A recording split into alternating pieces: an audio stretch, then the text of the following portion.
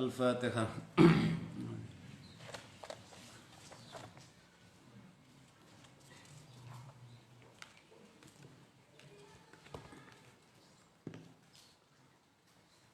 Bismillahirrahmanirrahim. Rabbi shrah li sadri wa yassir li amri wahlul 'uqdatam min lisani yafqahu qawli. Qala al-musannifu rahimahullahu ta'ala wa nafa'ana bihi wa bi ulumihi fid dharaini amin wa ba'du. Amal Imam Syafi'i, anapun utawi Imam Syafi'i. Kita akan masuk beberapa tokoh-tokoh ulama-ulama yang walaupun dari kalangan fuqaha tapi oleh Imam Al-Ghazali dikategorikan ulama akhirat.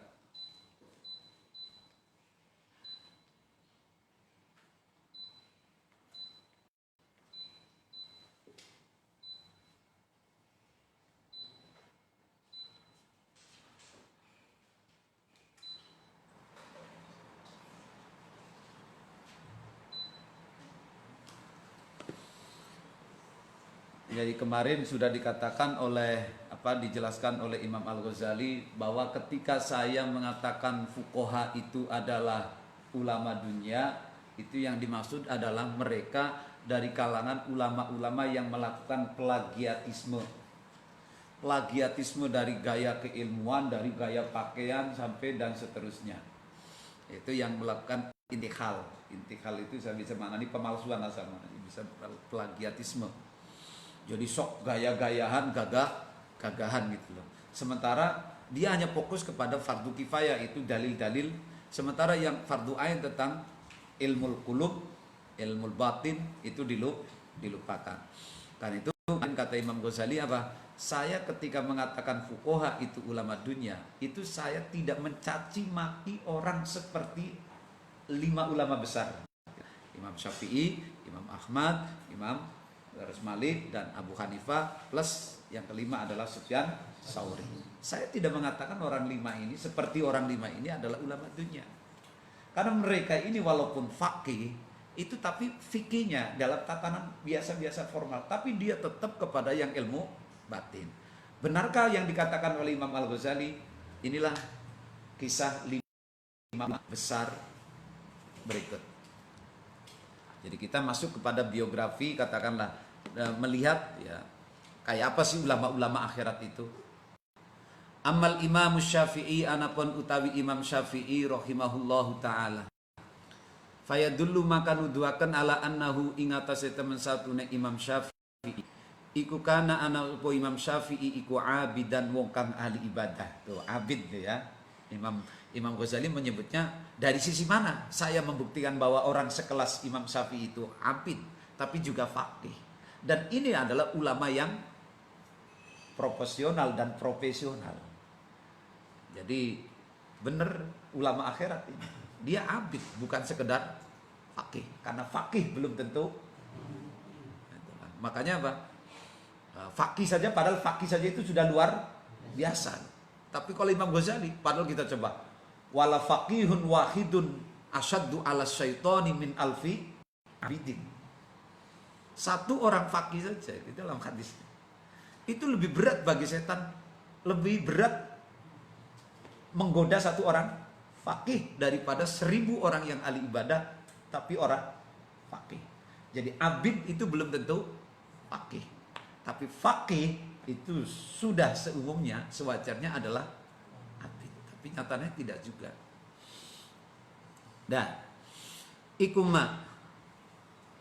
Ikuma barang ruwiya kang den riwayataken opo annahu temen satune Imam Syafi'i iku kana ana sapa Imam Syafi'i iku yuqassimu bagi sapa Imam Syafi'i al-laila ing waktu bengi salasata ajzain ing 3 pira-pira bagian.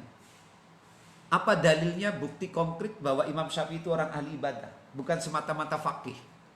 Lihat seperti yang diceritakan bahwa Imam Syafi'i itu waktu malamnya dibagi menjadi 3. Untuk apa saja? Sulusan ing sepertelu lil ilmi kanggo ngelmu, mulai dari maghrib sampai jam 10, jam 19 untuk ngaji mutolaah, kira-kira gitu loh ya, mulang, ngajar, ngarang. wasulusan lan ing sepertelu lil ibadati karena ibadah. Jadi sawise jam 11 kira-kira jam 11 itu nggak langsung tidur. Untuk apa? Ibadah, sembahyang, wirid, zikir gitu loh. Terus wasulusan lin naumi. Walaupun itu boleh runtutannya boleh dibagi-bagi, boleh dibolak-balik. Biasanya yang kebanyakan kiai sekarang itu makanya yang digunakan kiai apa? Ini dibagi menjadi 3. Dan itu kiai macam-macam. Ada yang malamnya dibagi menjadi 4, ada yang menjadi 5, ada yang menjadi 2, ada yang menjadi 1. Tergantung kekuatannya masing-masing. Jadi kayak Mbak Iksan Jampes itu pengarang kitab Sirajut Thalibin itu kalau saya baca biografinya ketika saya menulis disertasi saya karena itu termasuk karena kita masuk dalam disertasi saya itu Mbak Iksan itu waktunya setiap malam itu dibagi menjadi 3, yaitu sulusan lil ilmi, sulusan lil ibadah, dan sulusan lil naumi. Itu kalau nggak salah ya. Tapi ada juga ulama-ulama Jawa yang dibagi menjadi 4. Dibagi 4 itu ya tergantung wadifahnya masing-masing. Dah. Jadi sulusan. Nah ini kalau santri dibagi menjadi berapa? 2 lah minimalnya. Ya masih anak ngajinya soalnya begini lumayan. Walaupun barkue langsung turu ya. Lumayan tuh. Jadi nah santri itu kalau mau ideal itu ikut 3 kayak Imam Syafi'i ini. Sulusan lil ilmi, sulusan lil ibadah, sulusan lil naum. Kalau santri dibagi 2, malam tidur, siang melek. Itu ya. Nah, qala ngendika. Nah itu bukti bahwa Imam Syafi'i itu yang abid. Qala ngendika sapa Ar-Rabi. Kana ana sapa As-Syafi'i rahimahullah iku yakhtimu ngatamaken sapa Syafi'i Al-Qur'ana ing Qur'an fi Ramadhana ing dalam bulan Ramadan 60 marratan ing swidak ambalan. Setiap bulan Ramadan Imam Syafi'i 60 kali khatam Qur'an. Jare rikane takon, "Reben ya. Terus apa Imam Syafi'i orang traweh? Apa Imam Syafi'i orang mulang? Apa Imam Syafi'i tidak menerima tamu?" Ya itu yang harus kita pikir. Jangan lalu mengatakan tidak mungkin. Karena orang torikonya masing. Wong Imam Syafi'i sejak umur berapa tahun sudah hafal Quran. Jadi membaca Quran itu udah kayak kita baca kulhu. Mau kita kulhu bari Melayu bisa kok. Saking apa nih? Apale. Karena memang apale cuma kulhu. Jadi bisa gitu saking apale. Apalagi sekelasnya Imam Syafi'i 60 kali dalam 1 bulan, enggak aneh itu loh ya. Ini berarti apa? Abidan, bener-bener kanggo ibadah. Kalau kita santri pulang Ramadan, hore merdeka. Apa? Turu. Bengi ngelayap. Nah, itu kullu dzalika utai sekabiane mengkon-mengkon sittina marratan iku fi sholati. Itu dikhatamkan 60 kali di dalam 1 Ramadan, itu dibacanya di dalam salat. Allahu Akbar. Kayak apa salat tarawihnya? Berarti 1 malam tarawih itu katakanlah berarti 2 kali khatam. Kalau dibikin 2-2 saja itu. Wa kana lan ana sapu al-Buaiti Imam Buaiti akhadu ashabi salah sijine piro-piro santrine Asy-Syafi'i iku yahtimu ngatamaken sapu al-Buaiti Al-Qur'ana ing Qur'an fi Ramadhana fi kulli yaumin marratan. Kalau muridnya al-Buaiti 1 hari 1 khataman. 1 hari 1 khataman. Wa qala lan ngendika sapa Al-Hasan Al-Karabisi bitu nginep sapa ingsun. Artinya saya 1 malam bermalam di rumah Imam Syafi'i. Ma'as Syafi'i sartani Imam Syafi'i ghairu lailatin, ora 1 kali maknanya gitu. Sering saya bermalam dengan Imam Syafi'i. Fakana maka ana sapa Imam Syafi'i iku yusolli salat sapa Imam Syafi'i nahwan ing kira-kira min sulusil laili saking sepertelune wengi. Fama ra'aituhu maka ora ningali insun ing Asy-Syafi'i yazidu nambahi sapa Asy-Syafi'i ala khamsina ing atase 50 apane ayatan ayate. Fa idza aktsara maka nalikane ngakeaken sapa Imam Syafi'i fa mi'ata ayatin maka ing 100 ayat. Fa mi'ata ayatin maka ing 100 ayat. Wa kana lan ana sapa Imam Syafi'i iku la yamurru orang lewati sapa Asy-Syafi'i bi ayati rahmatin ing ayat rahmat illa sa'ala angin nyuwun sapa Asy-Syafi'i Allah ing Gusti Allah li nafsihi kaduene awak dhewe ke Syafi'i wali jami'il muslimin lan kaduene sekabiane pira-pira wong Islam wal mukminina lan pira-pira wong mukmin. Wala yamurrulan orang lewati, manane orang nemu sapa Syafi'i bi ayati adzabin kelawan ayat kang jelasaken siksa illa ta'awwada angin nyuwun kebau raksa sapa Syafi'i sa'ala lan nyuwun sapa Asy-Syafi'i an-najata ing slamet li nafsihi maring awak dheweke atau kanggo arane si pemilik li nafsihi kanggo awak dheweke Syafi'i walil mukminin lan kaduwene pira-pira wong mukmin. Kata Al-Buaiti, kata Hasan Al-Karabisi, saya seringkali bermalam dengan Imam Syafi'i dan dia selalu sholat malam. Dan ayat yang dibaca itu tidak lebih daripada 50. Maksimalnya dalam satu malam dia bisa 100 ayat. Padahal tadi katanya 60 khataman. Nah ini kita menafsiri yang riwayat yang qalil, yang ayatnya sedikit. Kenapa sedikit? Ingat, Imam Syafi'i itu kalaupun 50 ayat dalam satu malam, padahal masih bisa lebih banyak toh. Mestinya bisa toh, berjuz-juz itu bisa toh. Tapi kenapa cuma 50 ayat? Ini karena fama marra min ayati rahmatin illa sa'ala rahmatan li nafsi wa li jamil mu'minin. Wala yamurru bi ayati adzabin illa sta'adha li nafsi wa lil mu'minin. Karena apa? Setiap ayat yang dibaca, begitu ayat rahmat ndonga, begitu ayat adab ndonga, kanggo awake dewek, kanggo wong liya kabeh. Berarti apa? Maknanya Imam Syafi'i ketika membaca ayat bukan pragmatis, bukan formalitas, tapi tafakkur dan tadabbur.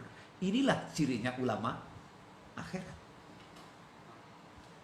Jadi ini tesis ini sedang memperkuat, Imam Ghazali sedang membuktikan bahwa ketika saya, sekali lagi ke belakang, ketika mengatakan fuqaha itu ulama dunia, bukan fuqaha sekelas Imam Syafi'i. Karena kalau orang yang sekelas Imam Syafi'i atau 5 ulama besar nanti yang akan disebutkan, itu benar-benar abid, zahid, wari, dan itulah ulama akhirat. Kemarin ada berapa ciri khasnya ulama akhirat? 4. Kan ada 4 cirinya. Dan itu ternyata ini ingin membuktikan. Jadi begitu loh cara kalau Anda bikin skripsi, bikin jebret, di depannya tuh bikin dulu kesimpulan, jebret. Bahwa ulama akhirat itu ada 4 sifat yang harus dimiliki. Ini kan tesis namanya nih. Ini pendapat Anda. Imam Syafi'i, Imam Ghazali mengatakan ini. Anda juga begitu dalam nulis. Menurut saya begini. Baru kemudian orang bertanya, kok begitu? Anda baru di bawahnya dijelaskan. Buktikan dalil-dalilnya. Ini loh, teorinya saya begini loh, ini. Itu caranya menulis begitu. Makanya begitu. Ya, makanya nih saya ketika nulis tentang Al-Ghazali ini, tesis saya, S2 saya, yang nguji siapa? Orang Wahabi salah satunya. Yang pahamnya Wahabi. Saya masih ingat aja taliknya. Saya diberuntung oleh pertanyaan, namanya Dr. Tamsamani, Muhammad Tamsamani. Sekarang udah menjadi dekan di tempat saya dulu S2. Hanya jadi dekan. Limada taktub fikra Al-Ghazali? Oh, kenapa kamu nulis tentang Al-Ghazali? Ghairu muhim, wa huwa mayyit. Dia udah meninggal, kenapa kamu masih tulis? Itu orang udah meninggal ratusan tahun yang lalu. Kenapa kamu masih tulis? Nah, pembimbing saya Muhammad bin Ya'is itu sufi, Qadiriyah Budsisiyah. Wah, begitu di pembelaan. Wah, dibela habis-habis. Saya nggak bisa jawab saya. Saya padahal pengen jawab juga saya itu. Tapi karena pembimbing saya, musyrif saya itu udah menjawab, marah dia, jengkel, enak aja. Wah, bla bla bla bla, jadi ramai gitu ya. Jadi ingat aja itu ya. Oh, Imam Syafi'i, Imam Ghazali itu begini. Kalau begitu, kenapa kita masih mempelajari Imam Syafi'i, mengikuti Imam Syafi'i, Imam Ahmad, Imam Malik juga. Maroko kan madhabnya Maliki. Kenapa kita masih ngikut Maliki? Wong Imam Malik itu sudah nggak relevan juga kalau begitu. Jadi terbantahkan. Jadi ternyata apa? Pikirannya orang Wahabi sekelas profesornya pun dangkal sekali. Itu belum Najib yang jawab. Kalau Najib yang jawab lebih hebat lagi. Itu ya. Itu Imam Ghazali itu. Ya itu Imam Ghazali itu abid, zahid. 50 ayat bukan karena lebay, bukan karena males, tapi membacanya dengan tafakkur dan tadabbur. Wala yamurru bi ayati rahmatin illa sa'ala li nafsi walil mu'minin. Wala yamurru bi ayati adabin illa sta'ada li nafsihi walil sa'aterusnya. Ini apit. Wa ka'annama jama'a kaya teman satu ne ngumpulaken. Kawanna jama'a kaya teman satu ne kumpul lah kodene Imam Syafi'i opo arja wal khaufulan khauf ma'an khale bareng. Dan ini konteks ini pengsinergian antara khauf dengan roja itu konteks dalam ibadah. Makanya lihat di pelajaran tasawuf kelas 6 mu'alimin itu ketika bicara tentang khauf dan roja itu harus seimbang. Dalam hidup yang realistis agar kita seimbang antara ibadah atau tidak antara putus asa dengan takut, itu kita harus ada roja. Tapi kalau kita masih muda, itu maka yang diperkuat adalah khauf. Tapi ketika sudah tua, itu yang diperkuat adalah roja. Biar tidak takut neraka. Biar semangat ibadah, masih ada roja ampunannya Allah. Tapi yang ideal kayak kita ini sebenarnya, itu dalam hidup, itu ada khauf dengan roja. Khauf sebagai rem, roja sebagai pendorong untuk ibadah kita. Walaupun dengan segala kekurangannya, dengan segala kesalahannya. Nah itu akhirnya rojanya di situ. Masih ada ampunan Allah, masih ada rahmat Allah. Jadi Imam Syafi'i itu begitu. Antara khauf dengan roja. Itu sinergi. Dan ini yang membuat hidup itu jadi seimbang. Tidak oleh. Tidak terlalu takut karena terbebani dosa. Kita punya roja. Dengan khauf, kita akan mengurangi kita untuk bermaksiat kepada Allah. Itu konteks hidup tuh yang seimbang. Itu ada roja, ada khauf. Fandur maka ningalana sapa sira kaifa kale kaya apa ya dulu nuduaken apa iktisaruhu ngringkese asy-Syafi'i ala khamsina ayatan ala khamsina sesapane ayatan ayate ala tabakhurihi ing atase pahami Imam Syafi'i fi asraril Qur'an ing dalem pira-pira rahasiane Qur'an wa tadabburihi lan tadabbure asy-Syafi'i fiha ing dalem asrarul Qur'an. Jadi mestinya mahasiswa lulusan ulumul Qur'an itu Imam Syafi'i sembayang itu. Harus bisa tadabbur, bisa tafakkur. Ini 50 ayat, itu menunjukkan apa? Tabakhurihi. Itu kedalaman ilmunya, kepahamannya Imam Syafi'i tentang asrarul Quran. Makanya mestinya jurusan Madal itu harus ada pelajaran mata kuliah asrarul Quran.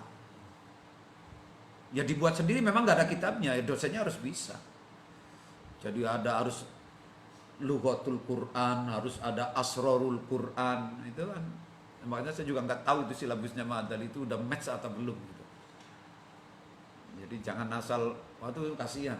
Jadi kalau lanjut S2 nanti udah bener-bener udah bisa sinergi. Kan harus ada usul fikihnya juga, harus ada asrarul Qurannya, harus ada takbirul Qurannya, harus ada balaghatul Qurannya. Ada nggak? Nggak ada semua. Balaghatul Qurannya ada nggak? Nggak ada. Asrarul Quran nggak ada. Takbirul Quran ada. Ijazul Quran, nah itu semuanya harus itu materi itu udah itu. Dah. Wa qala lan ngendika sapa Asy-Syafi'i rahimahullah, ma sabiktu ora wareg sapa ingsun mundu sittata asyara sanatan, semenjak 16 tahun. Coba, saya tidak pernah kenyang selama 16 tahun dalam hidup saya. Li'anna syab'a karena temen satune wareg iku yuskilu ngabotaken opo syab'u al badana ing badan, wa yuqassi lan ngatosaken opo as-sab'u al qalba ing ati, wa yuzilu lan ngilangaken opo as-sab'u al fatonata ing kecerdasan, wa yajlibu lan narik opo as-sab'u an nauma ing turu, wa yud'ifu lan ngelemahaken opo as-sab'u sahibahu ing wong kang duweni as-sab'u anil ibadati saking ibadah. Coba dengerin baik-baik ini. Ini prinsipnya Imam Syafi'i. Semenjak 16 tahun saya tidak pernah kenyang. Kenapa? Bukan saya tidak punya. Imam Syafi'i itu kaya. Tapi saya tidak pernah kenyang. Nggak mau makan kenyang. Sebab apa? Kenyang itu menjadi badan gemuk. Kalau sudah badan gemuk, wayajlibun naum, banyak tidur. Kalau sudah banyak tidur, yuqassil qalb, hatinya jadi keras dan menghilangkan kecerdasan. Itu sebabnya kemudian Imam Syafi'i marahnya para santri itu kok pada tirakat. Pada tirakat itu di sini juga. Dan ini menunjukkan apa, tirakat itu bagian daripada tazkiyatun nafas, yang itu bagiannya objeknya ulama akhirat. Makanya sejak dari awal saya ceritakan bagaimana kiai-kiai zaman dulu ngajinya wis nggak pernah lah sampai ikhya lah. Kita ngajinya kita lebih hebat. Kiai-kiai itu kalau ngajar, ya Allah, kalau ngajar kitab paling tinggi Fathul Qorib. Tapi kok alim-alim gitu lah. Kita dur-dur kayak gini kitabnya, tapi kok orang alim-alim. Jajah Simlawan. Masya Allah, ngerian di pembukaan Mau'idatul Mu'minin itu kemarin tuh. Allah, ngeri banget saya itu. Malu saya sama diri saya sendiri. Apa adalah kata musannif Mau'idatul Mu'minin? Rugi kan orang pada melu ngaji kan? Ya, rugi orang pada ngaji. Orang itu belum disebut alim walaupun dia pintar. Apal Quran, hadis, tafsir, nggak bisa disebut apal, disebut alim. Bukan hanya karena pintar ngomong, ceramah, viral umpamanya. Nyuwun sewu sekelas Gus Bah viralnya. Tapi kalau ilmunya itu tidak memancar, nempel kepada masyarakatnya, itu belum bisa disebut alim. Ini kan ceritanya itu kan kalau Mau'idatul Mu'minin itu kan sebenarnya bahasanya kalau bahasa Indonesia, inilah bahan ajar untuk ceramah-ceramah di kampung-kampung, mulang masyarakat. Makanya yang diceritakan dalam prolognya kitab Mau'idatul Mu'minin apa? Al-Mudzakkir, para pengingat, para pendakwah, para pendidik. Itu apa kata? La yusammal ali, kalau nggak salah itu, la yusammal alimu aliman hatta yu'assiru ilmuhu ala afrodi mujtama'ihi, kalau apa sana itu. Bacanya gitu. Orang itu belum disebut alim kalau ilmu dia itu belum bisa nempel, tercermin, dilakukan oleh masyarakat. Berarti mana nih apa? Wong alim orang bisa duduk sendiri. Wong kok kentekangin. Wong alim harus nyebar, harus keluar, harus ngajar, harus mulang, sampaikan didik gitu. Makanya kemarin mudakir saya mananya apa? Alumni. Jadi saya mudakir mananya alumni. Karena melihat esensinya alumni itu harus berdakwah. Makanya saya mananya al-mudzakiru utawi alumni. Bukan lagi al-mudzakiru utawi wong kang ngelingaken. Gitu ya. Nah, itu jadi kayak Imam Syafi'i ini. Wara-wareg, ora tahu wareg. Mulane apa kudu tirakat santri itu. Tapi aja cuma menunjukkan geringnya doang kayak Wahidin. Wahidin boleh gering, kurus, tapi kan makannya banyak tuh. Sekali ngangkat sampah itu wis macem-macem gitu. Dah. Yuzilul wayajlibu summa fi jiddihi fanzur, maka ningalana sapa sira ila hikmatihi maring hikmai asy-Syafi'i fi dzikri, maksudnya pahame lah mana fi hikmati ing dalam pahame asy-Syafi'i fi dzikri afati syab'i ing dalam nuturaken pira-pira bahayane wareng. Ini cerdas berarti Imam Syafi'i tentang ilmu akhirat ini wareng. Kalau bagi fikih kan gak ada masalah. Makalah yang sewang wareg, yang kenyang, yang enak itu kalau fikih itu. Itu. Summa fi jiddihi, makanya apa? Pokoknya sing enak-enak pangan halal. Wong fikih kan sing enak-enak wa halallahu wa halallahu al-bai'a khilla lakumut thayyibat itu. Enak ya halal cara fikih. Tapi bagi orang tasawuf yang ahli akhirat, yang ahli hati, ojo wareg-wareg mangane. Nggarai ati dadi atos kaken turu, otake jendel atine atos. Nek wis ngono ki wis ora mlebu ditandur. Ditandur ilmu ya angel, ditandur akhirat apa?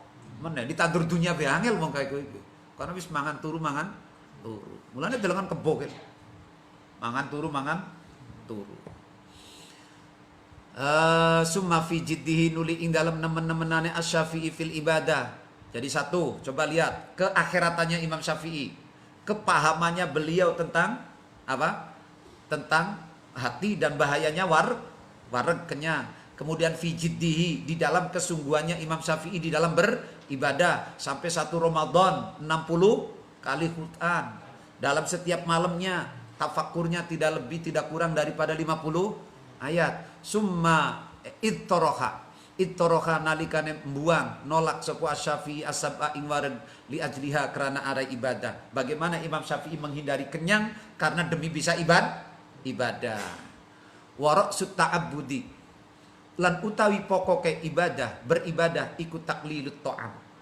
Karena Imam Syafi'i ngerti bahwa prinsip utama dalam beribadah yang maksimal itu harus mengurangi makan. Mulanya kenapa santri banyak tidur itu karena kebanyakan jajan atau sama sekali kurang makan. Ya. Wa qala lan ngendika sapa Asy-Syafi'i rahimahullah, ma halaftu ora sumpah ora tahu sumpah ingsun billahi ta'ala kelawan Gusti Allah ta'ala la sadiqon ora hale wong kang bener wala kadiban lan ora wong kang goro. Saya tidak pernah sumpah dengan Allah, dengan nama Allah, walaupun saya benar apalagi saya salah. Ini menunjukkan apa? Takdimnya karo Gusti Allah. Kenapa? Karena sumpah itu maknanya takdim. Karena itu orang sumpah dengan selain Allah musyrik. Itu satu sisi. Sumpah itu maknanya takdim. Satu sisi. Benar pun saya tidak pernah sumpah. Apalagi salah. Dua, ketakutannya Imam Syafi'i karena setiap sumpah itu harus ada konsekuensi bertanggung. Nggak mau. Lah kalau secara fikih kan boleh-boleh saja toh. Selama kamu benar, ya silakan sumpah. Wong idah talafal muta'akidani, coba dalam fikih itu Fathul Mu'in. Ketika ada seorang yang melakukan transaksi A dengan B, idah talafa, kemudian berbeda, bersengketa, dan masing-masing tidak punya saksi. Tahalafani, maka harus saling sumpah. Silakan yang mau. Tuh, beda kan? Jadi konsep fikih dengan konsep ulama akhirat itu sangat beda. Kenapa? Karena fikih hukumnya dohir. Ini sengketa nggak bisa diselesaikan ini. Sementara solusi kedua, bukti. Bukti tidak ada, saksi. Saksi tidak ada, sumpah. Itu udah solusi. Solusi apa? Fikih. Oh, sampai di dalam yang apa namanya haddul qadfi itu nuduh zina antara suami dengan istri. Solusi akhirnya apa? Li'an. Sumpah demi Allah, kalau saya katakan itu benar, diucapkan 4 kali, kemudian kelima kali, in kuntu minal fa'alayya laknatullahi in kuntu minal kadibin. Benar apa yang tuduhkan kepada istri saya itu benar, dan saya siap dilaknat kalau apa yang saya katakan ini dusta. Itu namanya sumpah li'an. Fikir selesai. Tapi kata Imam Syafi'i coba, padahal ini Imam Syafi'i ya, yang sebagai tokoh sentralnya fikih. Jadi pengamalan fikih itu tidak bisa hanya dengan fikih berdiri sendiri. Harus dengan. Makanya contoh kayak gini lihat. Yang sering saya katakan itu kalau dalam pengajian-pengajian. Nutup aurat. Laki-laki, kalau semuanya laki-laki kan bena surati barpati. Oke? Jadi kalau ada orang khotbah cuman pakai sarung tok ngono we, sah nggak? Sah kan? Yang penting nggak ada santri putri di masjid. Pakai sarung tok atau cuman pakai kolor tok. Yang penting udele ketutup, lututnya ketutup. Khotbah sah nggak? Sah kan? Beres fikih. Tapi nggak bisa, nggak jadi. Makanya apa? Saya sering mengatakan di dalam pelajari hukum atau di dalam berhukum gini aja, di dalam berhukum itu tidak bisa berdiri sendiri, harus dengan akhlak. Berhukum, berfikih tanpa akhlak, jelek, salah, rusak. Ya contohnya nanti itu. Coba saiki, wong sholat ngono. Kira-kira masjid geger nggak? Nek anak wong sembayang gue sarung tok, gue celana tok sampai bawah lutut gitu. Secara fikih bener, Mbak. Tapi cara akhlak beda. Itu bahwa sering saya katakan di dalam berhukum itu tetap berakhlak. Dan ini yang dilakukan oleh Imam Syafi'i, mencerminkan dia berakhlak. Berakhlak dengan Allah terutamanya Imam Syafi'i ini dalam hal. Juga berakhlak dengan manusia, juga dengan lingkungan. Itu loh. Terus wa tauqirihi fandur ila hurmatihi. Mana tadi? Wala kadiban qattun babar blas, sama sekali tidak pernah. Fandur maka ningalana sapa sira ila hurmatihi. Mari ngaromakene atau mulia akene as-Syafi'i wa tauqirihi lan tegese ngegungakene Imam Syafi'i lillah. Coba bagaimana dia memperlakukan Allah? Tidak gampang-gampang sumpah. Ini ulama akhirat. Kalau ulama fikih kan sah-sah saja. Terus wadilalatu dzalika, utawi dilalai mengkonon-mengkonon kisah ceritanya Imam Syafi'i itu la yakhlifu itu ma khalaftu billahi la sadiqan wala kadiban. Itu memberikan dilala apa? Menunjukkan apa? Ala ilmihi ingatase weruwe Imam Syafi'i bihalalillahi bijalalillahi ya. Kalau punya saya bihalali, yang benar itu mestinya bijalalillah. Ini kalau punya saya bihalalillah, itu yang benar bijalalillah. Bijalalillahi kelawan keagungan Gusti Allah. Kaya kitab larang kok malah tulisannya kalah kalau kitab murah gitu ya. Bijalalillahi kelawan keagungan Gusti Allah Subhanahu. Itu menunjukkan betapa pahamnya Imam Syafi'i tentang keagungan Allah. Tidak bisa dibuat dolanan gitu, untuk sumpah-sumpah. Jadi kita kalau menghormati Jokowi itu kita mungkin tidak akan mudah menyebut namanya karena saking sakralnya, kira-kira begitulah. Jadi benar pun tidak akan pernah. Makanya kayak saya itu saya kalau tanya orang, ketemu orang, dari mana? Dari Bumi Ayu. Bumi Ayunya mana? Bendanya di mana? Di belakang pondok. Saya nggak pernah ngomong dekat dengan Kiai Masruri. Ya dekat, saya bilang. Nggak pernah, saya mantunya tuh nggak pernah saya ngomong. Nggak pernah, alergi saya. Ngaku-ngaku itu alergi. Oh berarti dekat dengan pondok? Ya dekat sih, saya di belakang pondok kok. Cuman gitu tak gitu.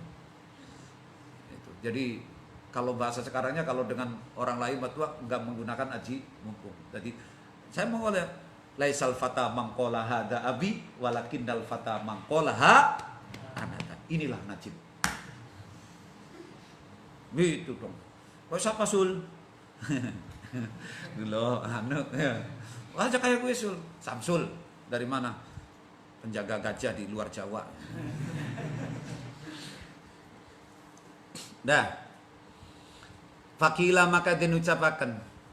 Fandur wa dilalatu dzalika bijalalillah wa su'ilalan den takoni sapa Asy-Syafi'i radhiyallahu anhu an mas'alatin saking masalah siji fasakata maka meneng sapa Imam Syafi'i. Fakila maka den ucapaken lahu maring Imam Syafi'i, ala tujib mbok yo jawab asira rahimakallah. Mbok yo jawab, ojo meneng ae. Imam Syafi'i ditakoni masalah.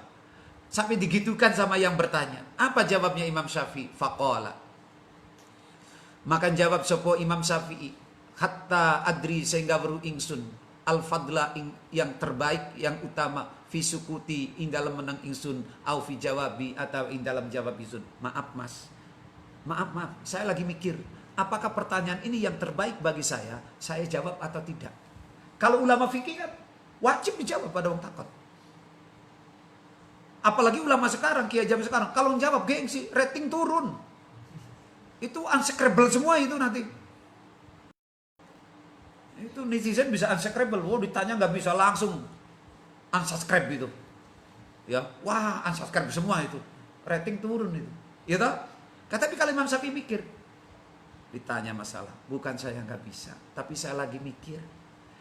Ini kalau jawab kira-kira baik apa tidak untuk saya dan juga untuk kamu. Masalahnya sekarang banyak ada orang bertanya, ternyata tujuannya jahat. Dan bagi saya juga jahat. Kenapa? Biasanya coba. Anda bertanya masalah kepada saya. Terus jawab saya A. Ternyata permasalahan itu Anda sedang berkonsultasi dengan punya polemik dengan orang lain. Lalu Anda menyampaikan, kata guru saya, kata kiai saya, jawabannya A. Ente takut kok. Akhirnya mambrah-mambrah. Kan biasanya begitu tak? Itu makanya perlu dipikir. Jadi Imam Syafi'i ketika ditanya, bukan Imam Syafi'i nggak bisa gitu. Tapi hatta saya mikir dulu. Ini yang terbaik saya diem atau inilah ciri khasnya ulama akhirat. Beda dengan ulama fuqaha kontemporer.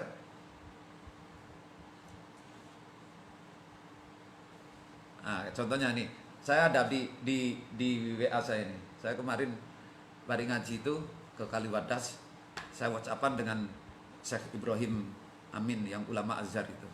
Saya tanya tentang masalah, saya WA dia asalnya saya nulis. Ma aqwalul ulama fi hukmi isqatil janin al-musyawwah wa ma dhawabituhu. Apa pandangan ulama tentang menggugurkan janin yang cacat? Dan apa ketentuannya? Bla bla bla bla bla bla bla bla. Jawab pakai rekod. Jawab. Terus ada satu kata, selama ini kita dalam kitab-kitab kita itu nafkhir ruh. Ada yang mengatakan boleh, ada yang mengatakan boleh. Janin yang cacat itu boleh digugurkan, diaborsi. Memang ada aqwal ulama banyak. Saya juga udah ada PDF-nya kemarin ketemu di itu.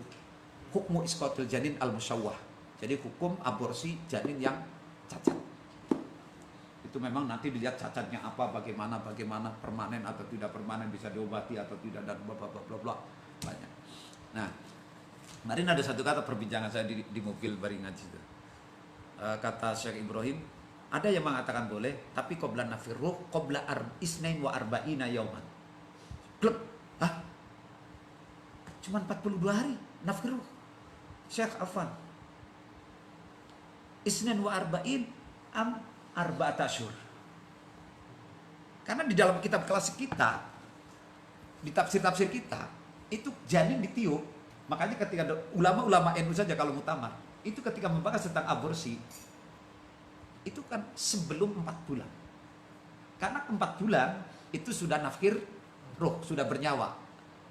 Tapi Syekh Ibrahim mengatakan, qabla isnain wa arba'ina yauman, sebelum 42 hari. Saya tanya, ya Syekh Afwan, min aina hadal masdar?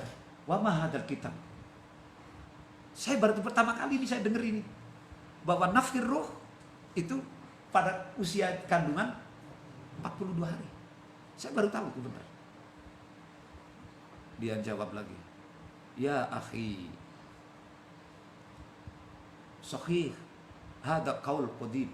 Jadi teori-teori lama lah. Walakin al-an yujad qaul jadid, istilahnya qaul jadid lah, pendapat baru lah ya, fatwa baru berdasarkan hadisnya Sahih Muslim, Sahih Muslim kalau nggak salah hadis 42. Itu masih ada itu. Saya juga pengen nyari itu bener apa tidak. Jadi kalau ini digunakan oleh ulama Azhar, berarti teori ulama-ulama NU sudah ketinggalan. Karena terlalu jauh. 4 bulan dengan 42 hari. 42 hari kan berarti nggak sampai 2 bulan. Jadi 1 bulan setengah lah ya itu nafkir. Nah ini jadi itu gampang, itu teori fuqaha ya itu. Ya begitu kalau teori fikih-fikih ya begitu, sepenting ada dalil selesai. Gitu ya.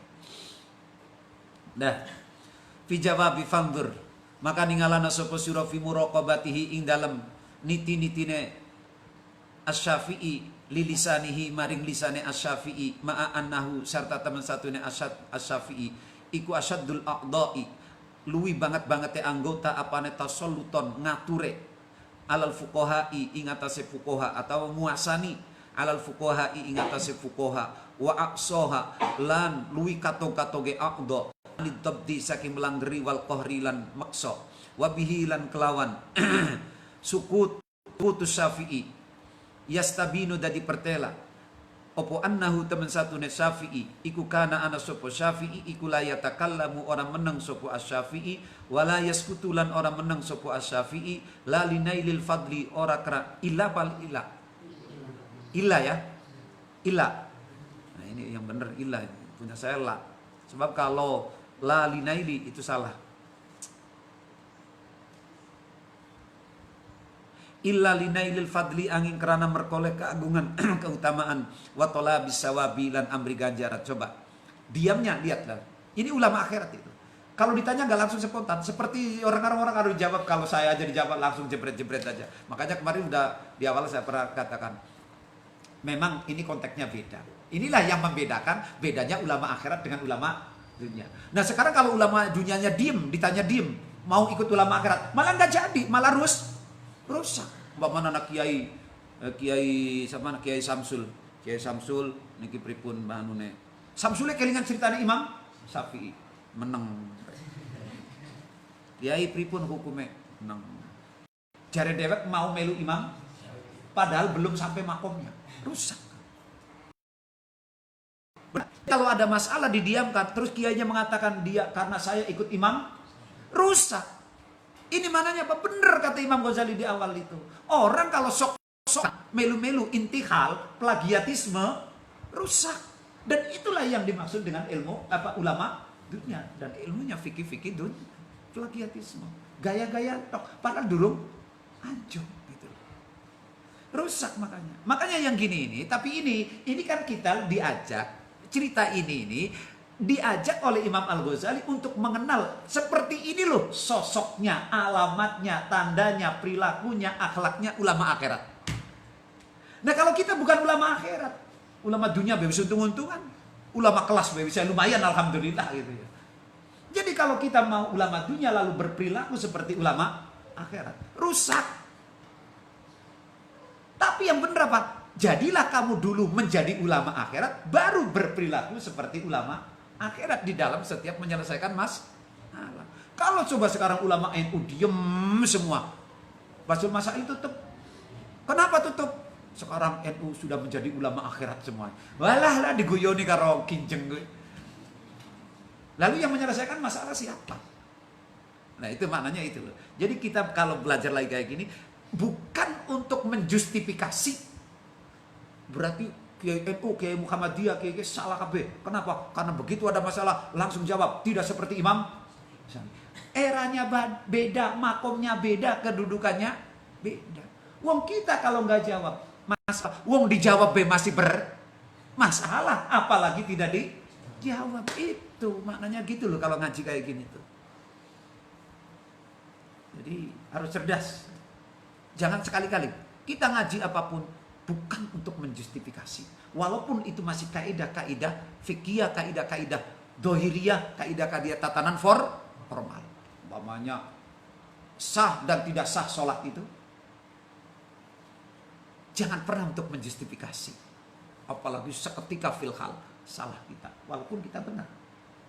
Amar ma'ruf nahi munkar. Caranya yang beda. Makanya saya sering katakan, tapi saya tidak pernah menjustifikasi. Tapi secara global. Apa saya katakan kemarin dalam pembukaan mau itu? Jangankan di desa-desa mas, mbak-mbak. Di Masjid An-Nur saja orang yang takbiratul ihramnya belum memenuhi syarat itu masih banyak saya bilang. Tapi saya nggak nunjuk orang. Nggak nunjuk orang. Itu data dari santri, dari guru yang kebetulan dengan berdampingan dengan saya. Dengan syarat takbiratul ihram yang ada di Kasifatus saja, itu saja belum terpenuhi. Terutama yang rukun qauli. Karena takbiratul ihram termasuk salah satu rukun qauli. Surutu takbiri sima'uka amam takum wabil ababiyi. Itu saja belum terpenuhi. Itu pada bait yang pertama saja belum terpenuhi. Terus wala tajid wawan sakinatan au mutaharrikatan. Itu aja belum terpenuhi. Itu yang di desa-desa itu. Ya, tapi saya nggak pernah menyalahkan. Tapi dengan ini mudah-mudahan ini amar ma'ruf saya. Ben wong sing anane pada itu caranya gitu aja. Tidak pernah saya mas sampean salah, pak sampean salah. Tapi saya ngaji-ngaji sampai ini. Itu ya Imam Syafi'i itu seperti itu. Wa qala Ahmad bin Yahya bin Wazir kharaja matu sapa Asy-Syafi'i rahimahullah taala yauman minas sukil qanadil saking suk qanadil fatabinahu maka ngikuti sapa kita nunuti kita ing Asy-Syafi'i faidan maka nalikane tabinahu rajulun utawi wong lanang iku yusaffihu nacat-nacat bodoh-bodohaken sapa rajul ala rajulin min ahli ilmu. Kata Ahmad bin Yahya, pernah suatu hari Imam Syafi'i berjalan seorang diri, lalu aku mengikutinya dari belakang.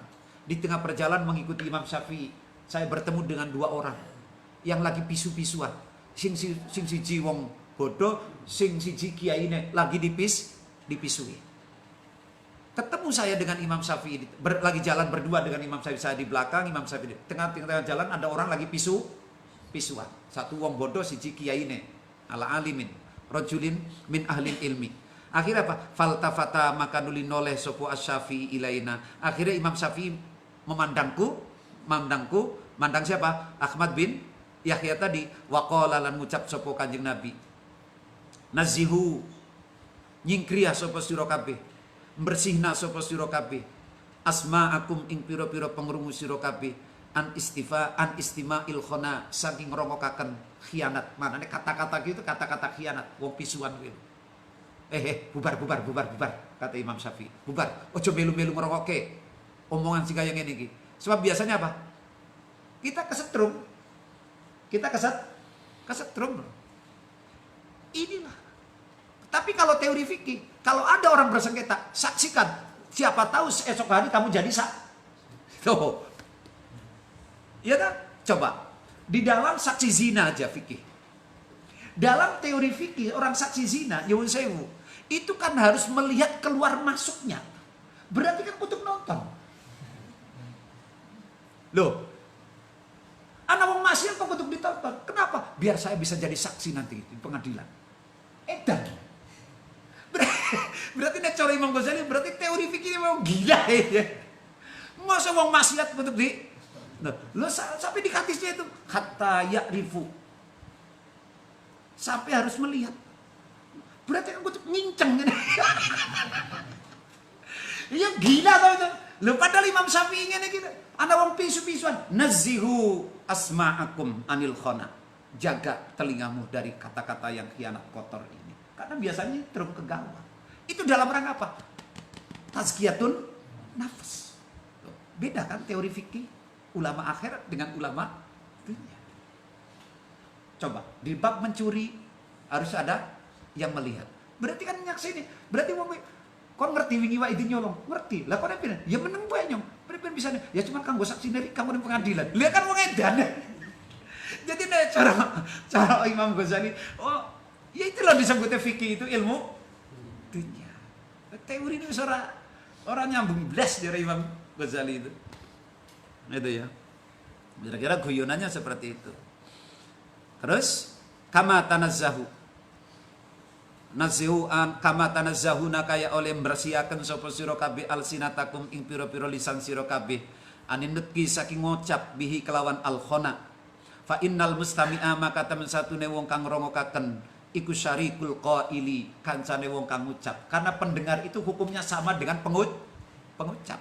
Karena biasanya apa? Walaupun dia pada saat itu dem, tapi dia mendengarkan, pada saatnya dia juga akan cerita membuka. Ini maknanya syarikul qail. Jadi dia itu sama dengan orang yang berkata. Oke, pada saat ini detik ini, orang lagi berdebat, ngomong ABC. Kita memang dengerin aja. Memang diam saat itu. Tapi udah bubar. Lalu ketemu sana. Mulai. Assalamualaikum warahmatullahi wabarakatuh. Amma ba'du. Tadi Wa'idin dengan Samsul. Begini. Terus kamu, oh ayo nyongai kepok kayak gitu. Ya sudah. Itu namanya syarikul qail. Itu maknanya syarikul qail. Wa innas safiyata. Safiyah apa safiyata? Kalau punya saya safiyata. Safiyah itu mestinya safi itu. Wa innas safiha. Waduh, piye kita bisa ya. Wah, untung saya rada onak nih. Ini kitab kalau udah dibaca terus kita membaca, itu kan makna dengan itu nyambung kita baca. Itu ya. Enaknya orang ngaji kalau sudah mutolak itu nyambung. Orang dadak-dadak guleti. Jadi makanya Pak, orang ngajar dengan yang sudah mutola'ah dengan yang belum mutola'ah akan beda. Saya sendiri saya katakan bolak-balik, kalau ngajar orang itu, nek saya belum mutola'ah, itu sayanya saja ngambang, apalagi yang dengerin. Tapi kalau gini saya juga connect. Walaupun saya baca, saya connect. Jadi bisa ngikuti alur ceritanya. Malah sing diulang bisa connect apa orang. Gitu ya. Wa inna safiha lan temen satune safih wong kang bodoh. Iku layang dzuru yakti ningali sapa safih ila akhbasi sayin maring luwi alane suwiji-wiji fi ina ihi ing dalam ina ihi ya. Fi ina ihi ing dalam wadai si safih atau fi ina ihi ing dalam wadai syai'in. Fayakhrisu maka nuli demen kepengen sapa safih ayu farrighahu ing yen ta ngesokaken numplekaken gitu loh. Sapa safihu ing syai'in fi auiyatikum ing dalam pira-pira wadah sira kabeh. Walau rotta kalimatas safihi walau rotta lala menolak sapa sira kalimatas safihi ing ucapane wong safih la saida maka yakti seneng sapa safih roddaha mana rodda itu jawabi gitu loh manane lau rotta la menjawabi sapa sira kalimatas safih ing kalimate wong kang bodoh la saida maka yakti demen seneng sapa safih roddaha ing jawabi kalimat. Sebab wong bodoh itu selalu melihat ila akhbasi sein kepada tempat-tempat yang sesuatu yang buruk. Jadi kepengen mencari tempat yang jadi kepengen berbagi. Makanya ketika ada ngomong Allah kata Imam Ghazali tadi itu, kata Imam Syafi'i tadi itu, jangan didengerin. Sebab mereka itu kepengen menumpahkan ini kepada orang lain. Makanya ketika kamu jawab, maka dia lagi menjawab. Makanya begitu ada orang marah, mestinya jangan dijawab, tinggal. Sebab kalau biasanya dia senang untuk menjawabnya akhirnya terjadi duel itu. Makanya ketika ada orang yang lagi marah itu tinggal. Kalau nggak ditinggal minimalnya adalah diam. Itu. Lasa idaradha kama syakia kaya oleh cilaka biha kelawan kalimatus safi sofoko iluha wong kang ucap kalimatus safi. Wa qala lan ngendika sapa Asy-Syafi'i radhiyallahu anhu. Kataba kirim surat sopo hakimun hakim ila hakimin maring hakim. Jadi seorang bijak kepada seorang bijak. Kirim SMS, WA. Isine qad utita teman-teman wis den paringi sapa sira ilman ing ilmu. Fala tudannisu maka aja ngotori sapa sira ilmaka ing ilmu sira bidzulmatid dunubi kelawan petenge pira-pira dosa. Fatabqa maka tetap sapa sira fi dzulmati ing dalam peteng yauma yas'a ing dalam dinane lumaku sapa ahlul ilmi ahli ilmu binuri ilmihim kelawan cahayane ilmune ahlul ilmi. Jadi hakim ila hakim kirim surat qad utita kau telah diberi ilmu yang luar biasa oleh Allah, tolong jaga ilmumu jangan kau kotori dengan kegelapan dosa, karena jika kau kotori dengan dosa maka kau akan tetap dalam kegelapan ketika orang-orang yang berilmu lain berjalan dengan leluasa. Ini berarti maknanya apa? Ini awas. Ini orang akhirat tuh begini. Jadi yang dijaga adalah hatinya, bukan ilmunya. Kalau kita kan kayak guru-guru kita ngomong, ayo diulang ke ilmune, diamal gitu tok wis. Itu aja sudah luar. Itu nggak salah karena memang kita wilayahnya komunitasnya komunitas dunia. Nggak apa-apa. Tapi ya walaupun kayak gitu kan tetap akhiratnya bagian hatinya ya tetap dijogo ditata pangane sing halal guneme sing apik lan saterusé gitulah. Jadi walaupun kita belum bisa kayak gitu makanya nggak boleh kita mengatakan wah gurunya kayak kue kiainya kayak kue masih dunian ora apa mau macam ulama dunia kabeh kok zaman saiki. Katakanlah kalau cara versi Imam Ghazali kayaknya sekarang mencari ulama akhirat itu sudah sedikit banget. Ya ada, tapi sedikit banget. Bagaimana nanti coba? Itu baru sifat sifat ta'abbudnya Imam Syafi'i. Belum nanti di bawahnya wa amma zuduhu dan seterusnya. Zuhudnya Imam Syafi'i itu bagaimana? Di bawahnya itu. Jadi Imam Syafi'i itu ya Allah bagi duit itu. Wong pecut kontane Imam Syafi'i tigel itu. Terus dijokotke karo wong diulungke wong. Iku dipai 50 dinar. Saking zuhude, ora seneng dunya, ora eman-eman. Itu di bawahnya. Dia 1000 dinar ketika mau ke Mekah. Sebelum masuk Mekah, dia istirahat di satu kampung, bikin tenda. Lalu 200 dinar itu dibagikan sampai habis. Itu nanti dicerita tentang wa amma zuhuduhu itu kayak apa Imam Syafi'i itu zuhudnya. Inilah ulama akhirat. kiai saiki pada sugi-sugi tapi jarang sing bagi-bagi, mulane wa idine gerik terus. Yang ngerasa dosa karo wa idin ora tau mai. Kon duwe duit ora, Din? Kon tau duwe duit ora sih, Din? Mboten. Ya Allah.